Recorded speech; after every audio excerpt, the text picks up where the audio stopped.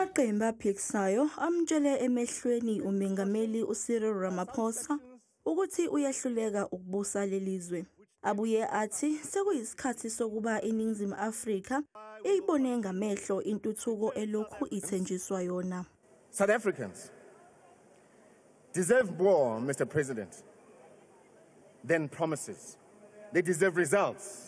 We have listened to these commitments before, and yet the realities on the ground tell a different story. A story of betrayal, neglect, and failure. Mr. President, sir, you lead a failed state.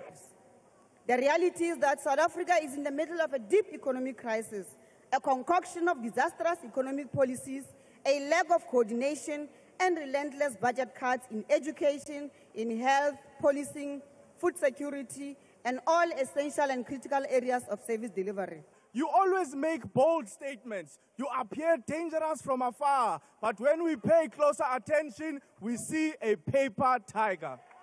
Your ministers and premiers are all praise singers, Mr. President.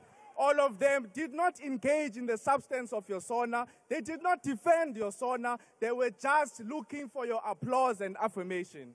Iqembu iIFP lithi liyalwemukela uhlelo lokulungiswa kwengqalazizinda oluzodla imali engango-940 billion wamarandi kule minyaka emithathu ezayo. We welcome the 940 billion rand investment in infrastructure over 3 years. It is encouraging to see the importance placed on public-private partnerships to fund these projects.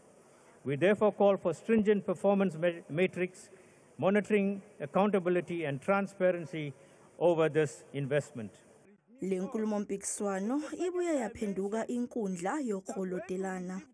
Did the MKP, Mr. President, really think that our leadership could govern with them when they demanded that we must first remove you, our president?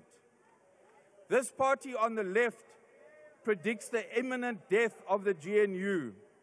The implosion of the MKP has begun.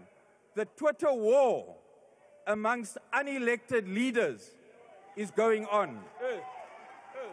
Umengameli uzophendula kusasa ngakho konke amaqembu akushilo ngenkulumo yakhe kusukela izolo. What we need is rehabilitation.